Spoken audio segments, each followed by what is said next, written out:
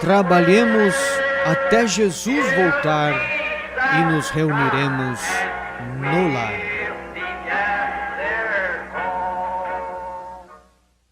Convém que eu faça as obras daquele que me enviou enquanto é dia. A noite vem quando ninguém pode trabalhar. Trabalhemos até Jesus voltar. Trabalhemos até Jesus voltar. Trabalhemos até Jesus voltar e nos reuniremos no lar. Trabalhemos até Jesus voltar. Trabalhemos até Jesus voltar. Trabalhemos até Jesus voltar e nos reuniremos no lar. Trabalhemos até Jesus voltar. Trabalhemos até Jesus voltar. Trabalhemos até Jesus voltar e nos reuniremos no lar. Trabalhemos até Jesus voltar. Trabalhemos até Jesus voltar. Trabalhemos até Jesus voltar e nos reuniremos no lar. Trabalhemos até Jesus voltar. Trabalhemos até Jesus voltar. Trabalhemos até Jesus voltar. Nunca em toda a história houve um momento mais oportuno para trabalhar para Cristo. Avanços extraordinários em tecnologia aumentaram o potencial de comunicação a tal ponto que só pode ser visto como milagroso, preparado por Deus para o benefício de seus obreiros nesses últimos momentos remanescentes. Nos dias de Paulo, o primeiro mensageiro da era da igreja, viagens eram lentas e difíceis, e ele e seus cooperadores passavam muitos meses de distâncias para divulgar a mensagem da hora. Distâncias que podemos percorrer facilmente apenas em um dia. Veja o alimento espiritual que foi armazenado para nós. Virtualmente todas as palavras que o profeta mensageiro está disponível para ouvirmos e compartilharmos com outras pessoas em todo o mundo, sem medo de perseguição. Como os primeiros cristãos teriam se regozijado com o quanto temos agora. E no livro de Atos, lemos sobre os dois cooperadores de Paulo, Áquila e Priscila, e como trabalharam para o Senhor por muitos anos. E ele considerou o registro do trabalho dedicado deles digno de se tornar parte da própria palavra. Mas hoje é possível para um coração disposto a ser um obreiro ainda mais eficaz do que eles. Um coração disposto a dizer, quero fazer parte da obra do Senhor, anseio por ver sua palavra cumprida. Esta é uma visão missionária e nós a compartilhamos com vocês. O irmão Branham também partilhava dessa visão. Muitas vezes ele falou de como seu coração anelava por aquela última ovelha a ser encontrada. E é como esse desejo em nosso coração que voltamos nossos esforços para os campos estrangeiros, dedicando nossas vidas e nosso labor a cumprimento dessa visão compartilhada.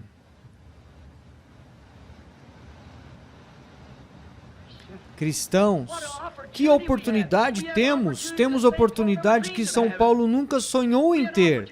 Temos oportunidades que Enoque, Elias e todos eles nunca tiveram. As oportunidades que temos agora.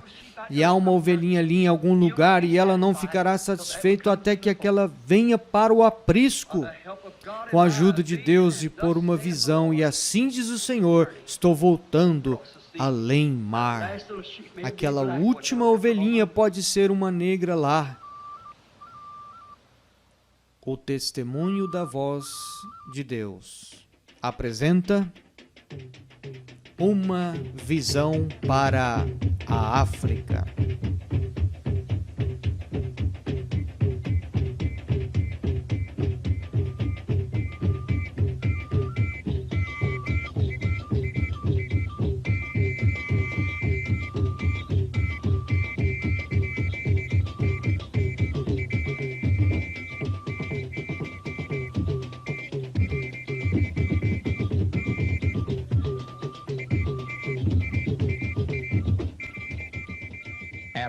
A África incita nossa imaginação como nenhum outro lugar na Terra.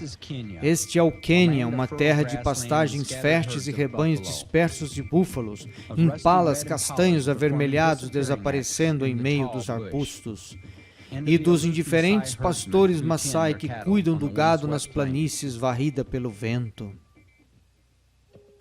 É também uma terra de mercados e vilas coloridos e que a variedade de produtos eles têm a oferecer.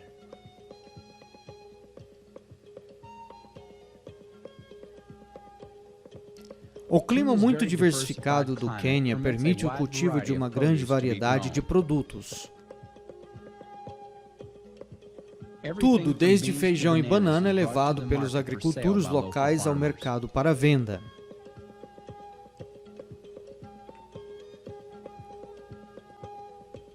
Aqui também se encontram as bolinhas e ornamentos coloridos que são usados para decorar os lobos alongados das orelhas, típicos do povo Maasai. Em contraste, exibidos bem ao lado, podem estar as roupas modernas produzidas em massa, que lentamente estão sendo aceitas pelo povo da tribo.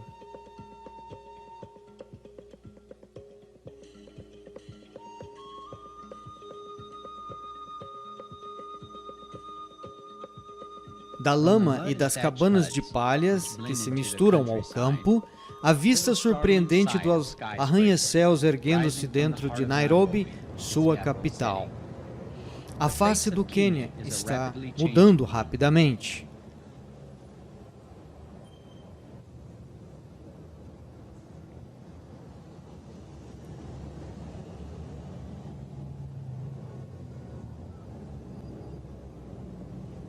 Uma face de contraste, pois seus 18 milhões e meio de habitantes estão em meio de uma transformação cultural.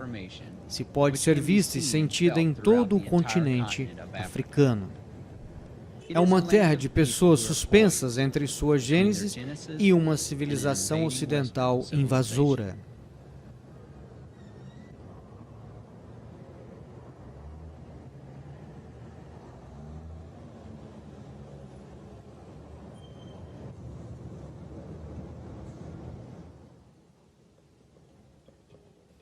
Muitos estão lutando para encontrar um ponto de apoio nessa sociedade em transformação. Assim como vocês e eu, eles também têm que dedicar uma grande parte do tempo delas resolvendo essa questão básica da vida de todos os homens.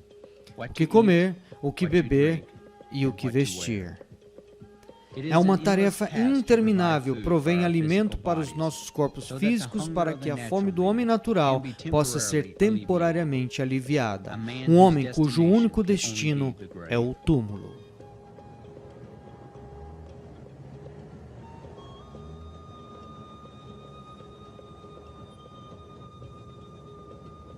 Mas há uma fome ainda mais profunda no homem, e essa é a fome da alma. A alma que está destinada à vida eterna.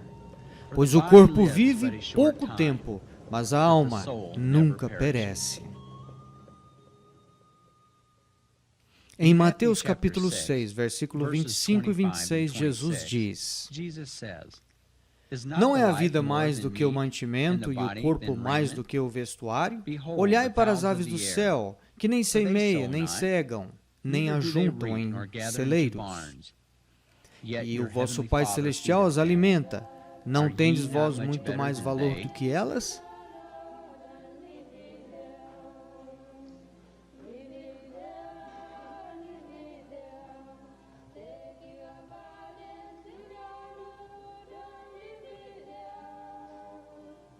Como somos gratos hoje, já que o nosso Pai Celestial continua a nos alimentar. É o alimento espiritual da Palavra de Deus que nos é entregue à maneira provida por Ele. Isso, e somente isto, pode satisfazer a alma que anseia pela eternidade. Faz grande diferença na vida e no coração das pessoas quando compreendem que por meio de Cristo podem se tornar participantes de sua herança. Como disse o salmista, provai e vede que o Senhor é bom.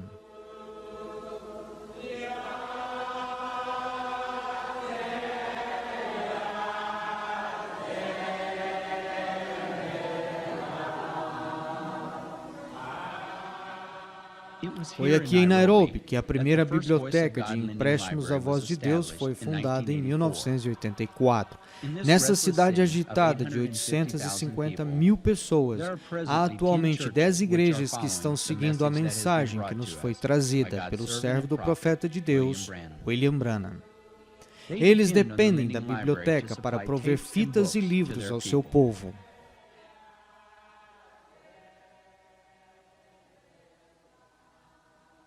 Essa biblioteca, muito movimentada, é dirigida pelo irmão Obadiah Kamwari, um pastor a quem Deus deu uma visão por almas e um desejo sincero de servir o povo e sua nação. Junto com o irmão Jack Susila, um pastor e tradutor de Mombasa, Quênia, eles se tornaram uma parte vital de nosso esforço para ver a mensagem traduzida e distribuída no idioma Swahili.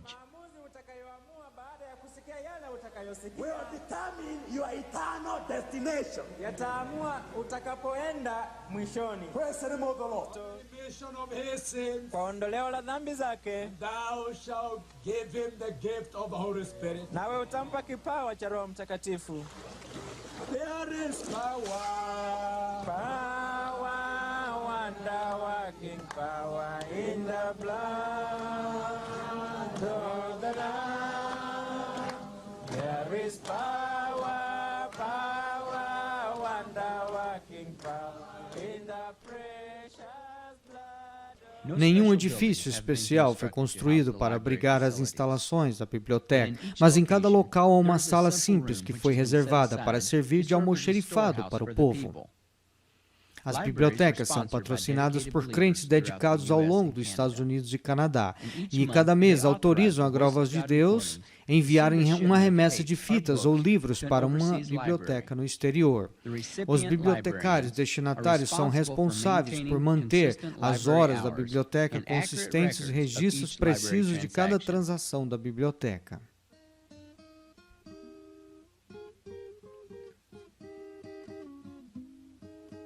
Somente na cidade de Nairobi, há mais de 500 de nossos irmãos e irmãs a ser abençoados pela voz do mensageiro de Deus, tanto em inglês quanto em seu idioma nativo, Swahili.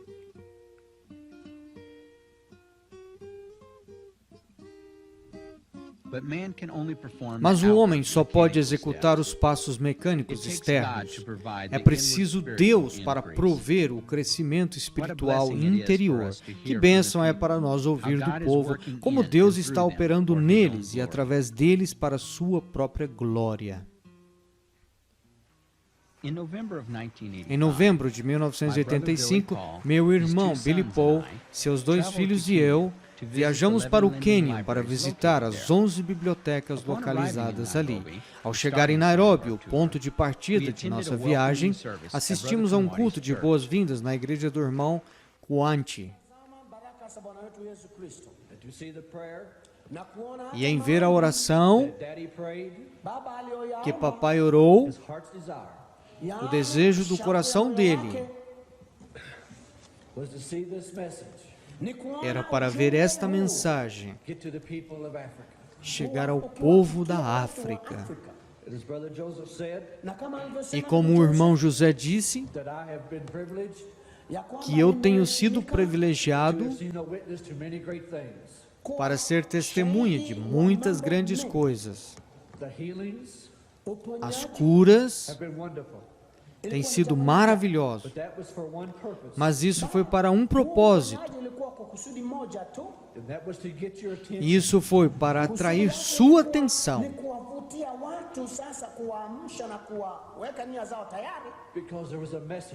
Porque havia uma mensagem que a seguia. É difícil estar diante da noiva de Cristo, porque cremos que vocês são seus filhos e não ousaríamos dizer nada que não fosse agradar ao nosso Pai Celestial.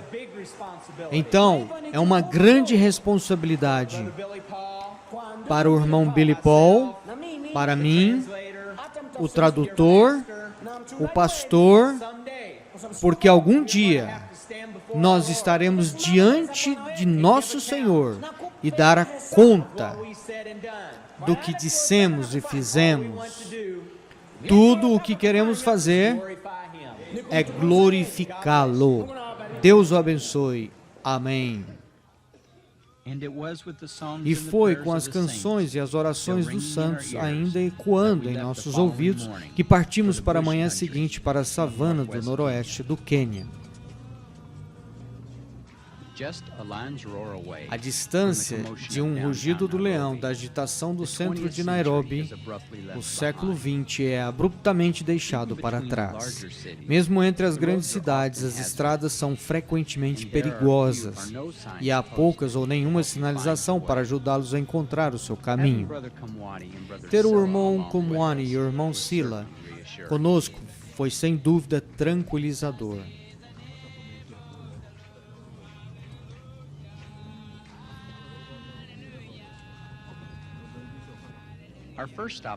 Nossa primeira parada ao longo do caminho foi na aldeia de Mulot, onde tínhamos programado um culto e uma visita à biblioteca localizada ali.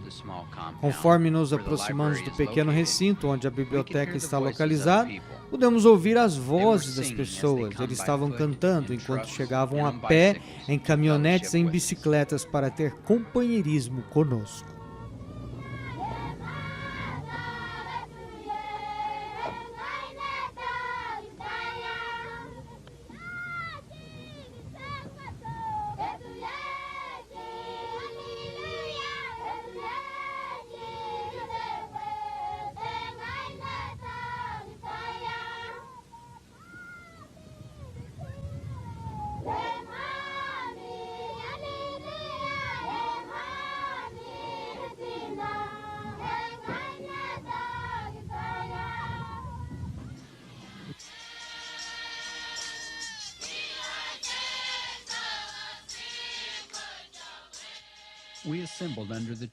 Nós nos reunimos sobre as árvores e as pessoas começaram a orar e adorar a Deus.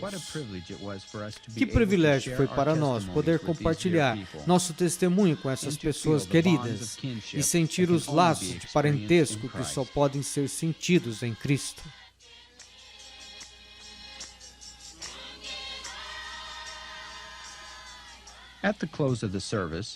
No encerramento do culto, fomos acompanhados até o local que havia sido alugado para uma biblioteca. Pelos padrões de qualquer pessoa, é simples e há somente espaço suficiente para 3 ou 4 pessoas de cada vez. Mas como felizes em nós mostrar os armários especiais que foram construídos para guardar as fitas e a mesinha onde as pessoas que não têm eletricidades ou gravadores podem sentar e ouvir a palavra do Senhor. Certamente é uma bênção para nós ver esta biblioteca aqui. As prateleiras assim, onde as pessoas podem entrar, podem se sentar, e assim é assim que deve ser. Quão apropriadamente esse lugar reflete a vida de nosso profeta, porque ele nunca possuiu ou desejou as coisas materiais elaboradas que tanto apelam para o mundo. E era para o mundo realmente esta pequena sala escura deve parecer sem importância, mas creio que firmemente que os olhos de Deus é tão grandiosa quanto uma catedral dourada.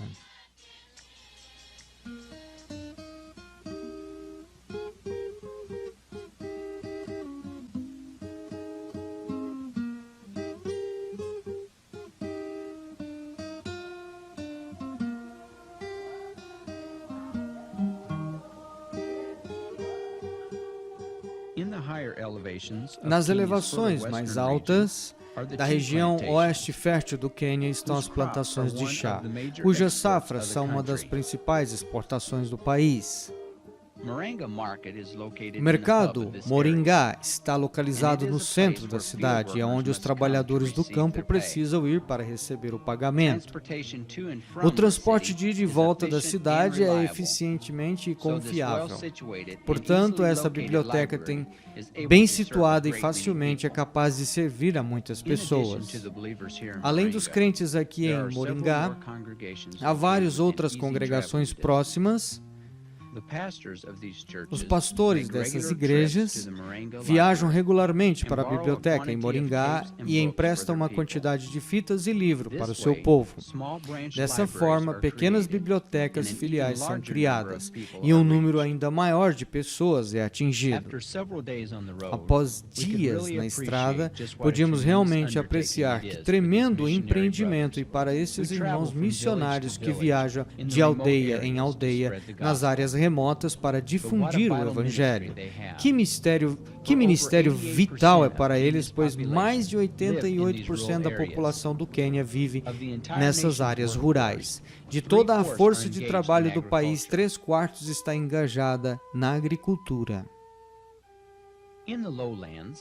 Nas planícies, passamos por quilômetros de arrozais dispostos em tabuleiros, um acre, parte individual que são plantadas, cultivadas e colhidas inteiramente à mão. Quando chegar a hora, o arroz será cortado com foices. Então os estoques secos são batidos contra a pedra para soltar o grão, que é ensacado e levado para os mercados locais. E esses mercados, como este na Vila Maasai de Narok, tornam-se locais privilegiados para bibliotecas.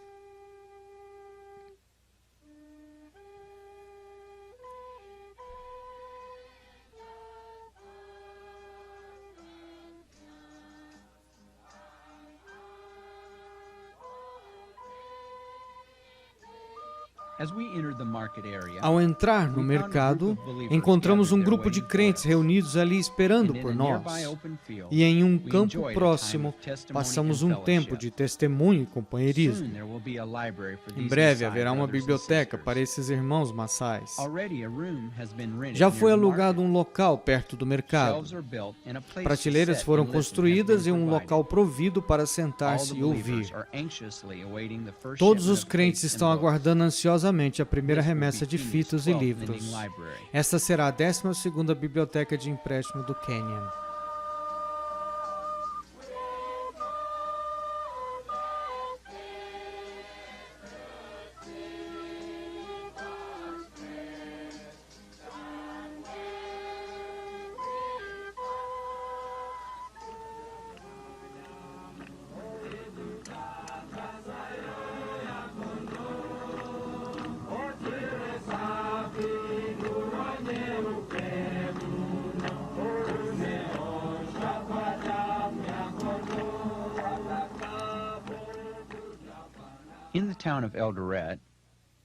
Na cidade de Eldoret, nos reunimos ao lado de fora da pequena igreja de Pau a Pique para um último culto com o povo. Alguns bibliotecários das áreas vizinhas estiveram presentes. E o irmão Nelson Kemboy, o pastor da biblioteca aqui em Eldoret, marcou uma reunião conosco após o culto. Durante nossa viagem, pudemos ter bastante reuniões muito produtivas como essas, com um grupo de bibliotecários, seus assistentes e ministros locais. Nesta reunião em Eldoret, foram decididos os locais, 2 bibliotecas adicionais, e os bibliotecários foram escolhidos. Agradecemos a Deus pelo trabalho em equipe dos irmãos que vimos entre estes homens. Para que um projeto como o programa da Biblioteca de Empréstimos seja promovido, mantido e bem-sucedido, deve haver um grupo especial de homens envolvidos. Homens que desejam ser usados por Deus para cumprir o propósito que Ele tem para este mundo. Homens que se reconhecem que a obra a ser realizada é muito mais importante do que a parte deles na obra. Creio que o Senhor providenciou estes homens para as bibliotecas do Quênia e que Ele continuará a prover os homens os materiais necessários para sustentar esta obra, não apenas na África, mas em todo o mundo.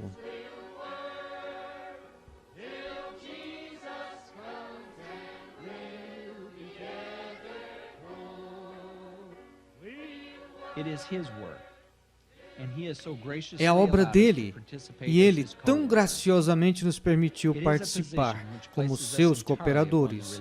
E é uma posição que nos coloca inteiramente sobre a liderança confiável do Espírito Santo. Pela promessa de sua palavra, temos a certeza de que tudo o que fizermos para Deus for realizado na força dele, então nosso trabalho não é em vão.